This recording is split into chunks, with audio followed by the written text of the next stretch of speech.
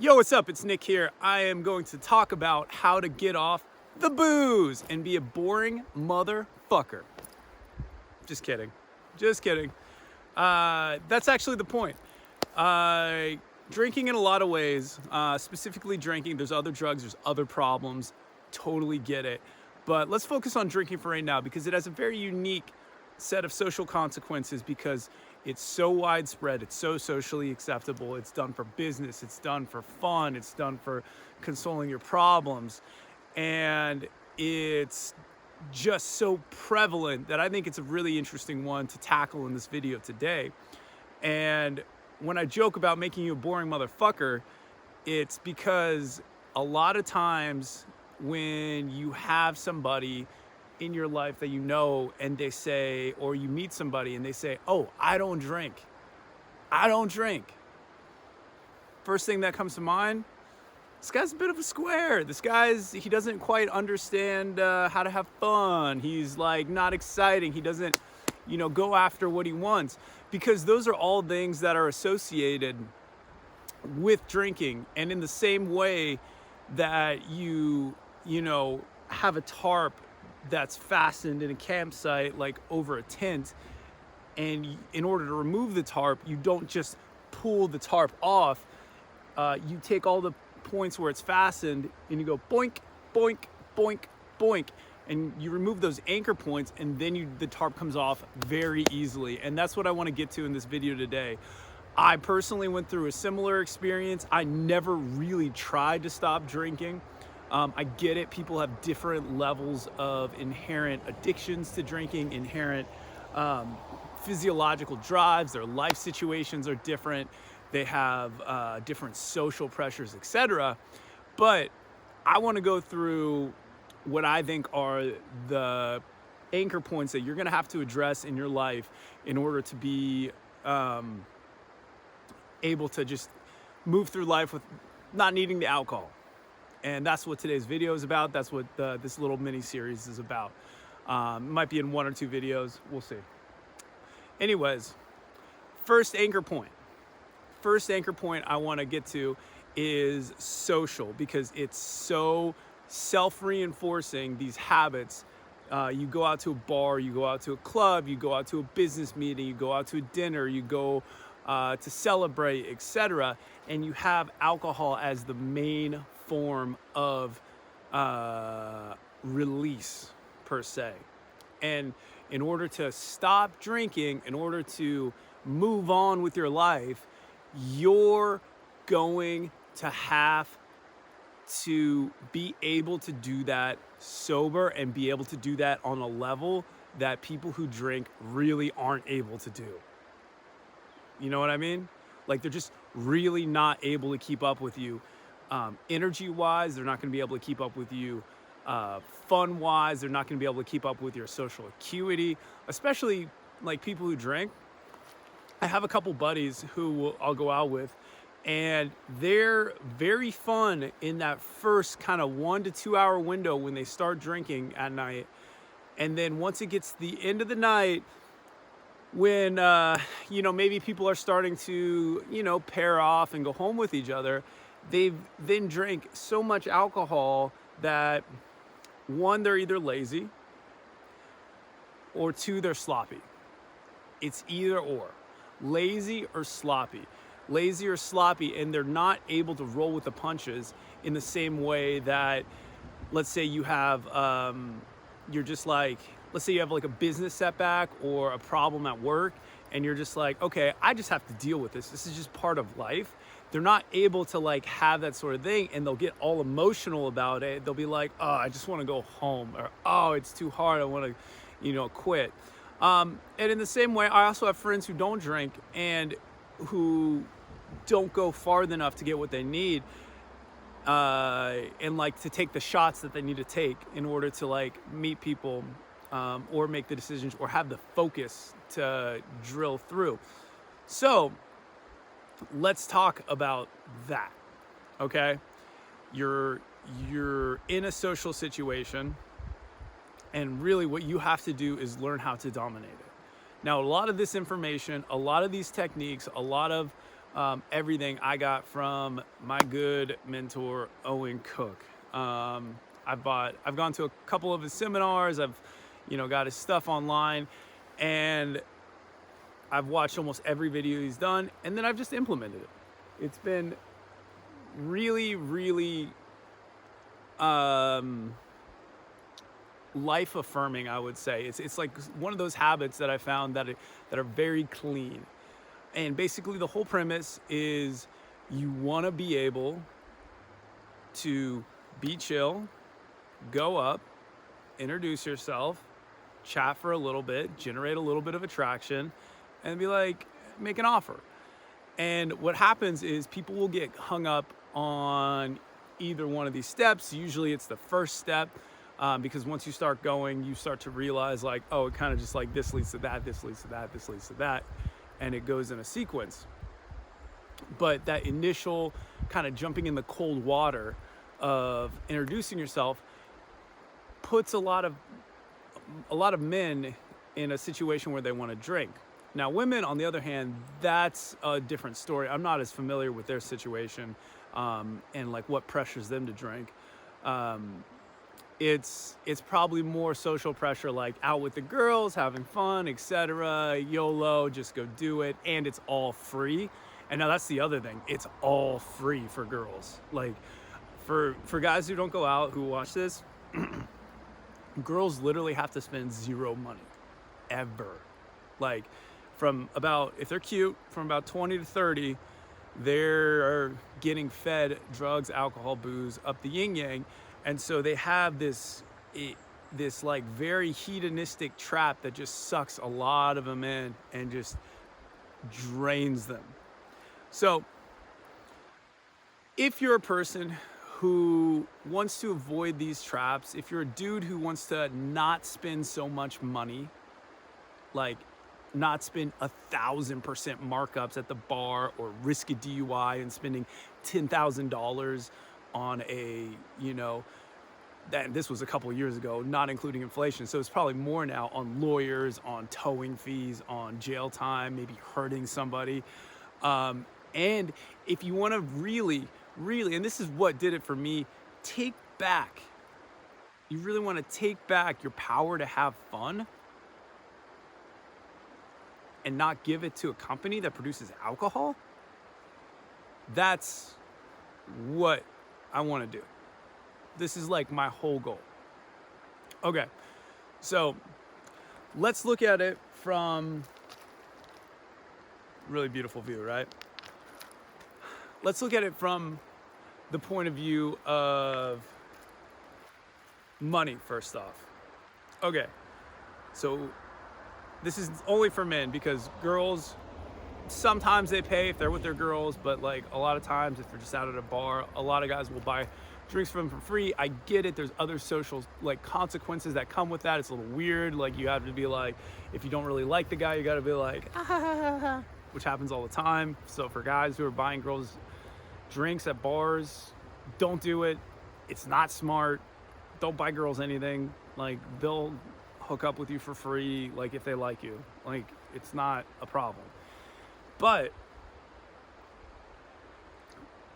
so because it's free, it's going to be a little bit harder for the girls. And because guys spend so much money can be used as a leverage tool to mentally unwind yourself from the booze, right? So think about it this way.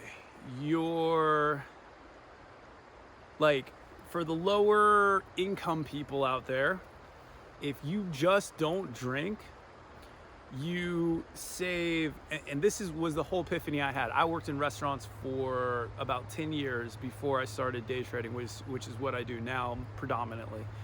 And I worked in restaurants, and I would see my friends, they would work in the restaurant, they would take the, a couple $100 that they made at the restaurant, they would go to another restaurant or bar, then they would spend that money there, and then get drunk, and then at the end of the month, they would they would be lazy for the next day. They would drop their shift because the alcohol, like they needed time to recover from the alcohol. And then at the end of the month, they would be scrambling, posting on these message boards in the restaurant shift swapping app that we had back in the day. They would be saying, hey, I need to pick up some shifts. Anyone got some shifts? You want to drop your shift? Da, da, da, da, da. And there would be this mad dash at the end, whereas if they would have just like consistently worked, consistently not drank and spent that money, they would have had a situation more similar to my situation. Okay, so I recognized this very quickly and I was fast to act on it, right? Some people aren't, and that's fine, and some people get in the habit and it's fine. But there was a bifurcation of results, and bifurcated just like the results of different people. There were big differences in results of different people, right? So for the people drinking and the people spending all the money at the bars and stuff, they would have fun, but be cash strapped. Have fun, cash strapped. And so I was like, I'm not gonna do that. I refused to drink, or I drank just a little bit, and I was very protective of my money, right? And I never really was like, I don't want to drink. It was just like, it initially was, I don't see a way to drink and have a good amount of money. And I had been broke before at this point. I had lived in Europe with zero money. And this was the first time, this was in my early 20s. I got back, I was working a job that was paying me an okay amount. It wasn't anything crazy, but I was making decent money for like not having really any kids or responsibilities or anything like that. And I was like, if I drink, I'm just gonna be at that same spot. And okay, here's another gem too. The idea that I would be working in a job that I thought was beneath me, pay attention to this, a job that I thought was beneath me, and then wasting that time by then taking the revenue from the job that was beneath me and spending it on alcohol. Very crucial there, because that was an underpinning self-belief that like I knew I had higher capabilities of walking around with a tray and some drinks and a little bit of food and a smile and being like, hey guys, what do you want to drink? Or and here's your beer, and here's your, Coca-Cola, and here's your, what did they have? Chicken fried rice. I worked at a restaurant called P.F. Chang's back in the day.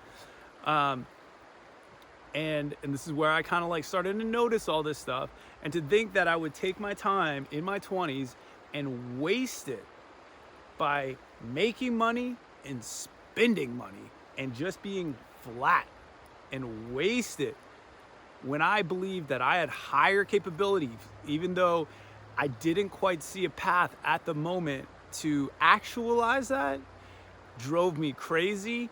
And it allowed me the motivation to be like, nope, this money is going to be saved for either travel, or it's going to be saved for putting it towards a business.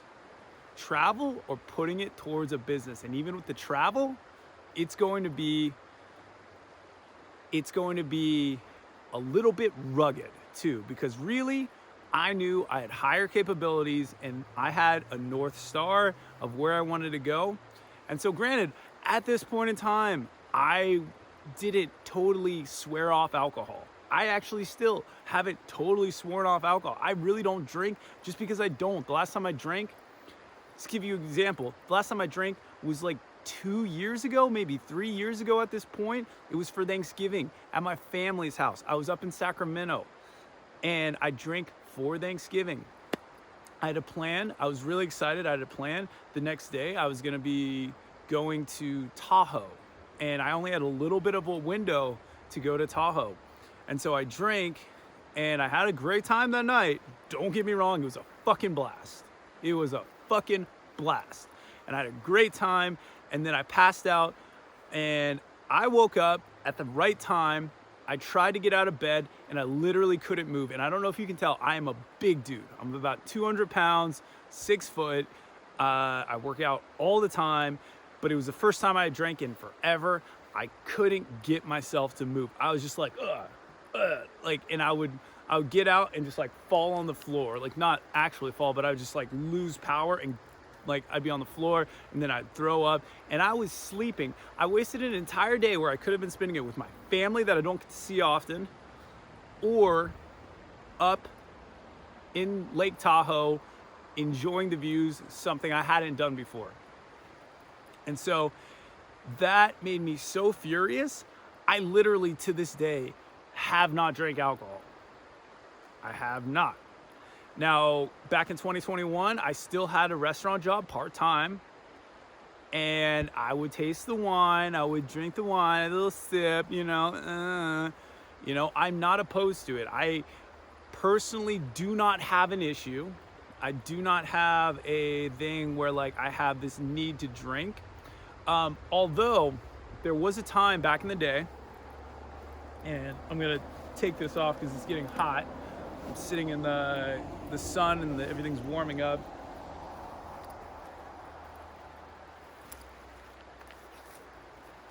Oh, let me see. I don't want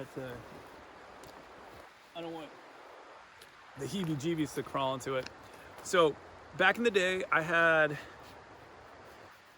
a point, maybe when I was in my earlier 20s, before the restaurant, I would hang out with my uncle up in Los Angeles, and we would go to party and a party and a party and a party. It was when he was really in the party scene, and like I was coming up, I was like under 21, and I wanted to drink alcohol, and I was just excited, the girls, everything.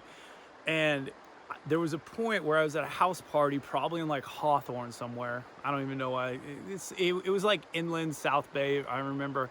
But I was there, and I drank the night before, and I started drinking again that night. And I just remember it started going down easier. And I was like, ooh, that's interesting, because I'd never really drank before. I'd never really had like a long-term drinking habit, where it's like consistently every weekend. Some weekends I would party if there was like a house party in San Diego where I'm from. Other weekends, I just wouldn't drink at all. And so it was always this very sporadic type of thing. And I get it. For those of you who have it as more of an entrenched part of your life, you're gonna have to get over that. I understand. It's fine. You'll find a way.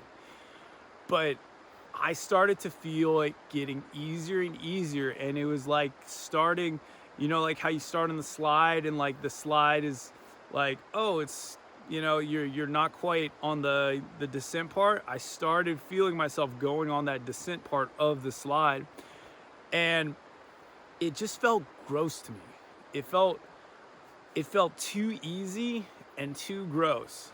And granted, I didn't like stop drinking that day. I just, I did whatever. But that like feeling always clicked with me, because then like that wasn't my normal environment. Like I didn't feel like a need to like regulate it, because it was not in my normal, people I hang out with. My uncle lived in LA, I lived in San Diego. And we can talk about this a little bit in a second, but it was just not my normal realm, and so my habits weren't really dictated on what happens there.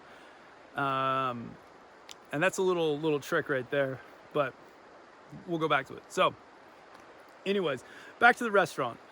I'm watching these people who are persistently broke and having money problems, and then I have maybe like 10K in savings. Not a crazy amount, but like for 2014, 15, 16, whatever, I was able to just hustle, just work at like a menial job, get my stuff done, and then I would have like the whole morning. I would feel good, by the way. I would feel like, that's the other thing. Like, you drink at night, and in the morning, you're affected by it. Like, if I just stay up late and hang out with the people, and then I wake up, maybe I'm a little groggy, but I can push through it. There's no problem. And so think about that too.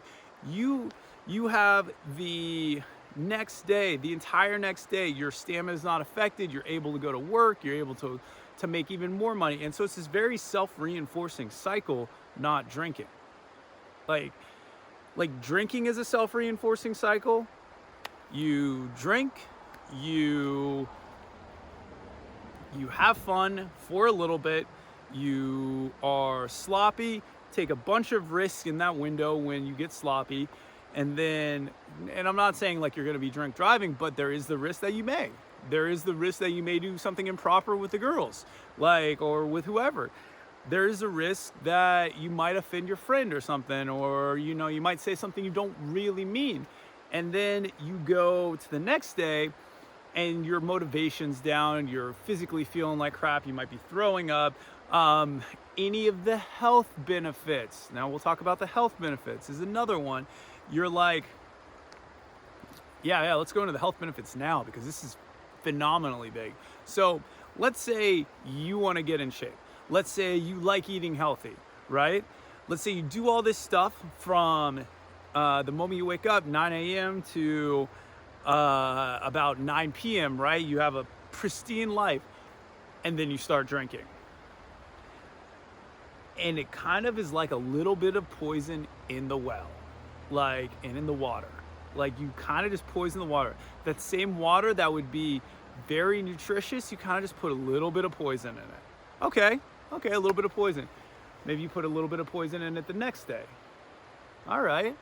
Well, then what ends up happening is over time, you keep going to the grocery store, you keep seeing these, like you have higher prices for alcohol, or not alcohol, higher prices for organic food. You have the choice to work out or to go chill. You have, the choice to like give yourself a massage or get a massage, or you have the choice to go eat McDonald's. And like with all of these choices, it's like, is it worth it? Is it worth this higher cost of investment in myself? If you're also drinking, it removes that motivation for the higher investment. You see what I'm saying? Like if you're already drinking, you might as well have the McDonald's. If you're already drinking, you might as well just get the conventional food. If you're already drinking, you might as well just sit on the couch and watch TV because you're already in that momentum, and then you'll save the getting healthy for tomorrow. You'll save the stop drinking for tomorrow. You'll save the better life for tomorrow. Instead, the other cycle is, okay, I go to work, go out with my friends, still have fun. Beautiful. I wake up a little groggy, fine, but I do a little workout, feel great. I didn't drink the night before. I didn't spend the money. I have the money. I hand buy the organic food. I feel slightly better and more self-respect, no matter even what nutrients in there. You're just like, well, it's cleaner, less pesticides. That's what they say, They did some studies. They do have less pesticides. They're a little bit more nutritious. And then you do that. And really, it's about a self-respect cycle. Like, aside from any of that other stuff, you do the massage, you do the workout, you're feeling good, you're feeling powerful, and then you go into the social situation. Here's where it gets really interesting. You do all that stuff, you go into the social situation with self-respect and with confidence, and it's almost like what you get when you drink alcohol. Like, living a good life and living with solid habits gives you pretty much what you would get with the alcohol, like when you go into the social situation. Because you do need self-respect, confidence, assertiveness, willing to take up other people's time when you're in a social situation, right? And so when you feel like you've done really well for yourself, you have that aura of like, yeah, I deserve to be here. I am me. What's up? My name's Nick. How you doing? And you have a sturdiness, not to mention you're healthier. Okay, and then just look at it from the money perspective, aside from all of that. The money perspective. Let's say you're trying to get healthier, right? Just as a broad example. Like, I'm not giving health advice. I'm just saying, like, healthier in general, eat cleaner, etc. If you spend, let's say, $100 on, really good food that day, and then you spend $100 on alcohol, it's about a neutral effect. Like, you could probably get away with it, but you're not going anywhere. The positive effects from the working out, from the good food, get negated by the alcohol. Like, you don't have as many gains. You don't have, the recovery's not as fast. The recovery's not as quality. And then you're basically just spending money to go nowhere. Again, you're sensing a theme here. This is something I don't like. Like, alcohol is a great way of spending money to go nowhere. So, that's the money part. This is part of the reason of the money part.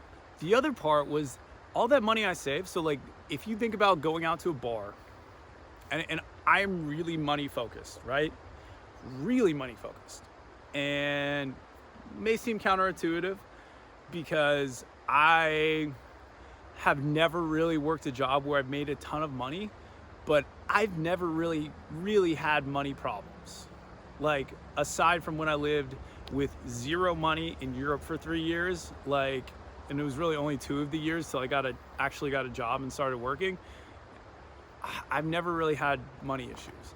Like, I've not been like extremely wealthy or anything, but like, I'm not in debt. I'm not like nothing. I don't have any problems, right? Like, and I'm able to go travel like for an entire month a year. Like, I've pretty much done that my entire life, where I just go travel. Like, in fact, the Europe thing was just traveling for 3 years. So you really have to ask yourself, you really have to ask yourself, what is it that you want? Like, is this night of drinking at a bar and spending $100 to $200? Like, I live in Los Angeles, shit is expensive. I was just at a bar called Rainbow Room and Peronis were $16. A Peroni, it's a beer. Like, I was just there, it was my birthday it was like a co-birthday with my friend Jalen. And like, I was just looking at her check and it was just like, damn girl, you're spending $70 on like 3 beers or some shit like that. Whatever, right? But like, what could that money be spent for? A plane ticket, you know? Going camping somewhere. Like, I took work off the beginning of this week and now I'm camping in Montana. Like, I just finished up today, but still here. It's beautiful. We hiked Glacier. Super amazing. It's like, what do you want to spend this energy on? Because the problem is the alcohol at the bar is it's basically like 1,000% markup. Like, you get a mixed drink, it costs less than $1 to make, and they sell it for like $16. Like, a shot of alcohol, a little bit of juice, it ain't nothing. It literally ain't nothing. You get fucked up, all the risks of the DUI, the negative, what are they called? You're just like stacking probabilities against yourself. You're stacking the probability that something is going to happen, that, you know, maybe you also drunk drive. Like, I have friends who drink and drive. I try not to. I actually tell them, dude, don't do that. That's not cool. Crash on my couch, etc. We had one friend who, like, and that's the other thing, drinking and driving is low fucking class. Like, if you drink and drive, you're basically signaling to everyone else that you're not. It's kind of two things, right? It's either signaling that like you have enough money and you can handle the hit, but you're willing to risk other people's lives than your own, or you're signaling that you're low class and you're just too low class to like mentally figure it out, to not drink, to be responsible. And it's like there starts to be a trust gap between you and the other person, even if it is like a higher class person who is doing the drunk driving. Like, I just have problems trusting them. Like, I'm like, if they're doing this in this area of life, what are they doing the rest of the time? Because especially now with Ubers, Waymos, all that stuff, maybe you're in a different part of the country where they don't have Waymo or Uber's a little bit harder, but like, figure it out, man. Like, don't drink and drive. Not good. Aside from that,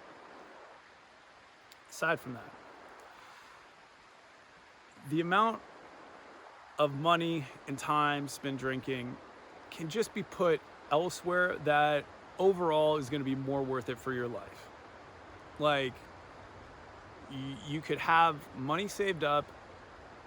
Like, the $100 a night is easily saved, and it's a very significant amount. all the other surrounding health foods that you're not going to eat at night, and the McDonald's that you're not going to eat. You're going to save yourself all the fast food at night and all those carbs, whatever. And then like maybe you go home and you still eat some carbs, but they're going to be like consciously chosen instead of this like unconscious drive, like I just need food and I need it as fast as I can and I don't care the quality and I just fucking need it now.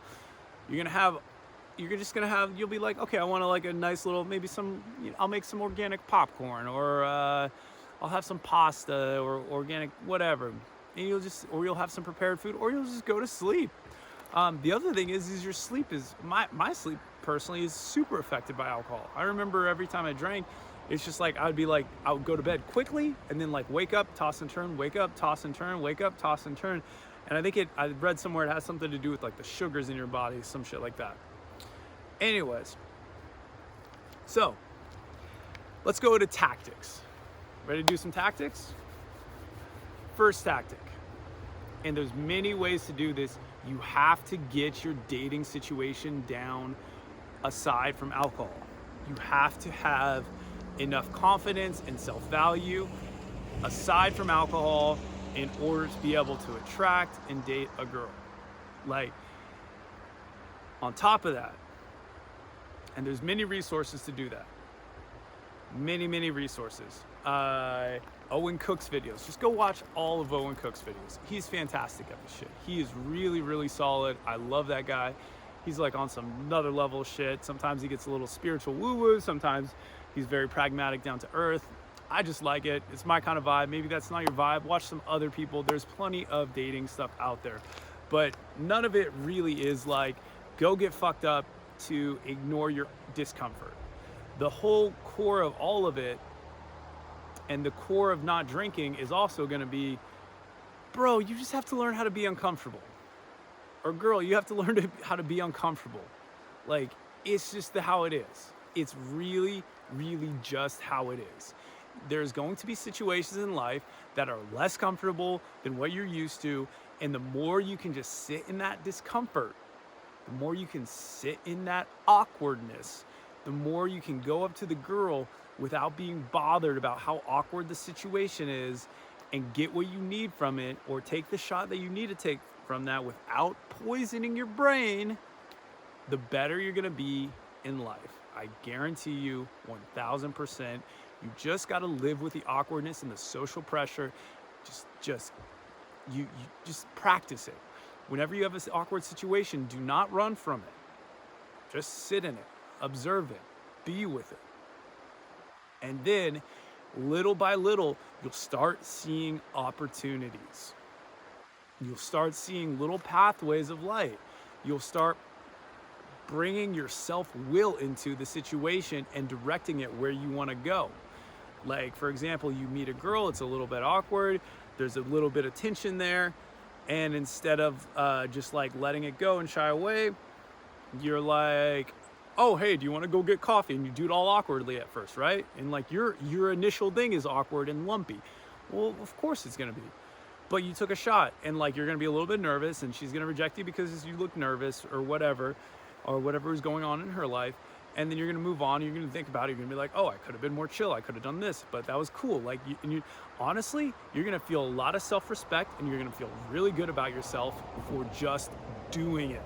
It's amazing. It's literally the most freeing thing, is taking that thing that you feel really awkward about and inserting your self-will into the situation and just doing it. It's like a cleansing spirit. Like, it just comes over you and you're like, ah. And it's almost like, my work here is complete. I did my part in this interaction. The results, I don't care about. This is very Bhagavad Gita type thing. But you're not even worried about the results, because your job was only to shoot your shot. Like, yeah, I was going to talk about salmon or something with the river behind us, but the salmon, their job is to run up the river and to go mate. Like, they don't care if a mate doesn't want to mate with them and runs off. Like, they'll do their effort, what they want to do, and then, they'll go to the next one. but their like literal purpose in this situation, in that moment when they're mating, is to just shoot their shot. It's to shoot their shot and then to run up the river and do the thing. Like, the result just really doesn't matter. If they don't do it, they're dead. And if they do it, they're dead. Either way. But they are going to feel complete as an organism if they take that action that they are meant to do. If they take that action that they are meant to do, they feel complete in that moment, and everything's all good. All is forgiven, all is good. They just act in alignment with who they are. Like, it's just what it is. Now, going towards the social situations, the casual social situations, the incessant amounts of dinners, of restaurants, of family time where everybody's drinking. How do you deal with that? That's a good question. It is a good question. And I think it has a lot to do with who dictates the terms for your life, and if you have a clear idea of your values, of why drinking isn't right for you in that moment. If it's not right for you, if you have a clear idea of what benefits you get from not drinking, if you have a clearer view of your life than they have of your life, you're going to win the influence on yourself. If you have a clearer view of your life than they do for your life, if you have a clearer idea of whether it's appropriate to drink or not drink for yourself, then it's going to be much easier for you to be like, oh no, I'm not going to do that, right? And then it's also all about how you do it too, like how you say no. It's like you literally, it's almost like you just ignore it. It's not even a big deal. Like, it's not even something you think about. It's not even real to you. Like, you're there to hang out with them. You're there to be fun with them. You're not there to suck the poison. And so you do that in a very chill way, in a very sort of nonchalant way. And most people are going to be totally chill with it. And they're just like, all right, cool. Like, they're just like, oh, you're like, oh, I'm not drinking today. And they're going to just leave you alone. In other situations, they're going to be persistent. They're going to be, come on, bro, why don't you want to drink, bro? And they're going to keep asking. They're going to keep asking, keep asking. And it's fine, right? You just laugh at them, and you're just like, oh, that's okay. No, I'm good. You do you, though. Like, I don't judge you. Like, and you're still able to hang out in that situation, but you create your own reality of what you accept and what you don't accept, and your reality has to be stronger than their reality of them trying to get you to drink. Like, your reality has to be king. So that's with like peers and family, right? Now going on to a situation that may be even more difficult. And that's a situation where you're with people who are maybe higher status than you. Now, most of the time, these people will not even like care either way. Like, especially like maybe it's like a wealthy business person, or I don't know, the queen or some dumb shit like that.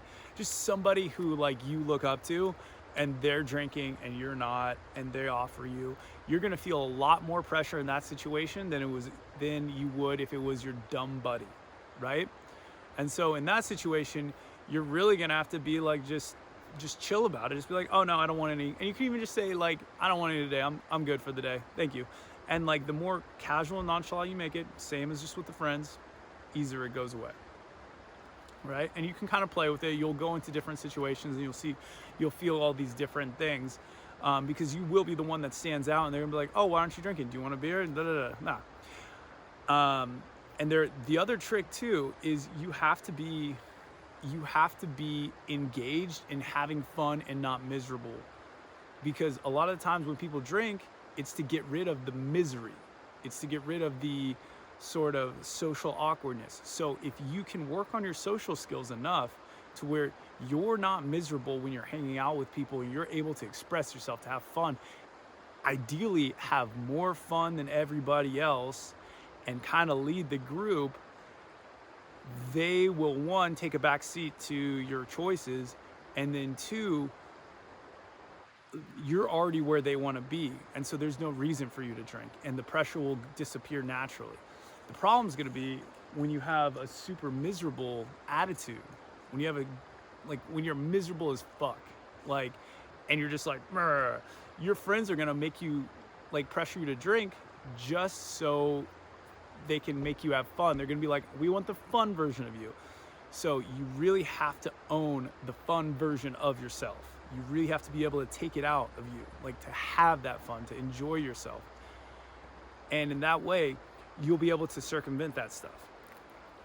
So now with the girls stuff is going to be slightly different and slightly more nuanced. So a lot of times in dates, a lot of times at bars, the drinking is prevalent everywhere. And the way I handle it, I'll invite girls out for drinks, and then if we offer a drink, I'll just be like, oh, I'm just gonna have bubbly water, it's a drink, right? And then I'll just be really chill about it, and I'll be like, yeah, I don't really drink, and I'll say I don't really drink, or like I'm not feeling it.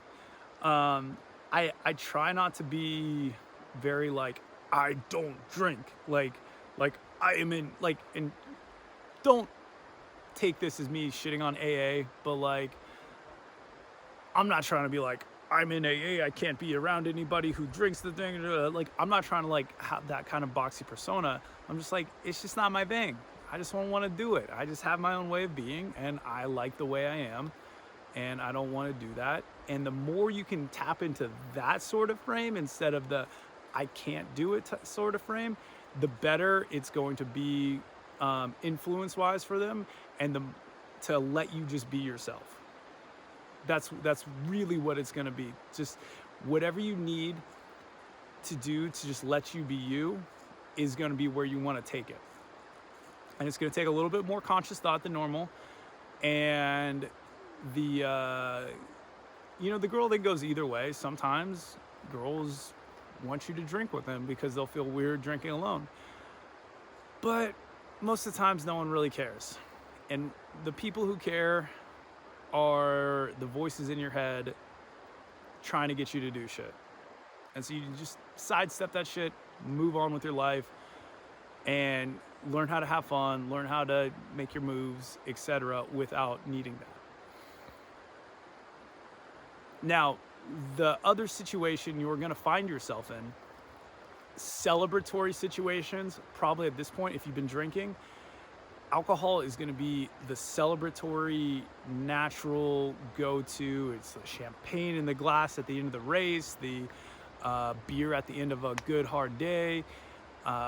All this stuff is going to end up being something that's going to be difficult to overcome. A lot of times, the time, place, and environment and how you celebrate will have to be baby stepped replaced. So like, instead of the champagne, maybe some bubbly water, maybe some food, some really nice food that you like. You're just gonna have to find a way to replace that celebratory drink, because you need a way to celebrate. Like, there's no getting around it. You can't not celebrate. It's just part of life. Like, you need that release. You're like, maybe you go for like, the way I do it, honestly, is I do a really hard workout, I do a sauna, and I eat a huge meal, and I basically lay down in my bed and just disappear. And that to me is probably the pinnacle of celebration. Like, just like a whole evening to where I can just like do my little process of workout, sauna, big meal, sleep, is probably the most fun that I have in my life. Well, not the most fun, but the most way I like to celebrate. And you really have to find something like that for you. What I like about the working out is it does give you drugs. It gives you endorphins. Like, you have the drugs that your body naturally creates. You have the relaxation from the sauna, and you have that big food in your belly, and then you just sleep so nicely. You just sleep so hard. Like, lifting heavy weights just makes you feel so good, And in a lot of ways, all this other shit, whether it's alcohol or weed or whatever, just becomes like almost meaningless. Like that's really what you want to make it. You want to make your life so good that this other shit becomes meaningless. You want to make your social skills so good that drinking alcohol is a detractor, not an addition to your life. A detractor from your life, not an addition. That's super important, because anytime that you're going to be better when you're drinking is a big danger of you falling into needing the alcohol, falling into needing the drug, whatever it is. So you want to make sure you're better when you're sober. You want to make sure you can be like a dog and have fun on your own without drugs or alcohol at any time of the day. If you look at your dog, you're just like, hey buddy, come on. And he just jumps around like all fun, like has a great time, and is really happy to be alive. That's where you need to be. So look at animals, like they don't need this shit. Your animal isn't getting fucked up just to like wag its fucking tail. Think about that and really take that in, and find replacements for all these needs that, you know, the celebration, drinks that you would have at a bar aside from alcohol. I mean, I just drink water now. Like I literally always am carrying like a cup of water if I go out to a bar or club, and I'm just sipping on it. Drink maybe bubbly water too if you want something bubbly. You know, my buddy, he does, he'll get like the cocktail glass with the ice in it, and he'll get soda water with a lime, so it actually looks like a vodka soda. I don't like that. I don't even like pretending. I personally really enjoy using it as a bludgeon. I'm like, nah. They're like, oh, what are you having to drink, or what are you drinking? Like, I'm not drinking. Or I'll fuck with them and just be like, it's a big jug of vodka. You know, just be a retard. So yeah, that's how you have to do it. You really have to take, back to that analogy of the tent tarp, or the tarp above the tent that's like anchored in on like the 4 different points. You really have to like bing, bing, bing, bing, take out the anchor points first, and then remove the tarp, instead of just trying to rip the tarp off, because you're gonna get frustrated because it's anchored to the ground. Your habits are anchored into your life. You have to take out the anchor points before you get to remove the entire habit. And you take out the anchor points by finding different solutions in these scenarios that are keeping drinking anchored in your life. You're gonna find you gotta get your social skills better. You gotta get your celebrations better. You have to have mentally your reasons to not do it. You have to be very aware of how much money it's costing you, not only in actual dollars, but in time, in work lost, and in the added risk. Like the math is just so bad on alcohol. In the added risk of getting a DUI or doing something improper, etc.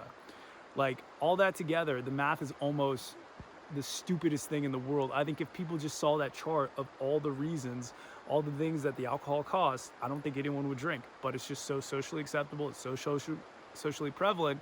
It's the drug of our country, the drug of choice. It's just done that way. And then tradition. Tradition's the other one. So you can create your own traditions, and you can move your world forward by just making new traditions. I get it. You know, I'm like half Swiss. My Swiss family drinks wine all the time. The way I kind of did it and addressed this, and like, I was like, okay, unless the bottle of wine is some extremely expensive bottle of wine that I would only have the opportunity to drink once in a while, it's like naturally grown, etc. It's, you know, something biodynamic. I'll sip it, I'll enjoy it.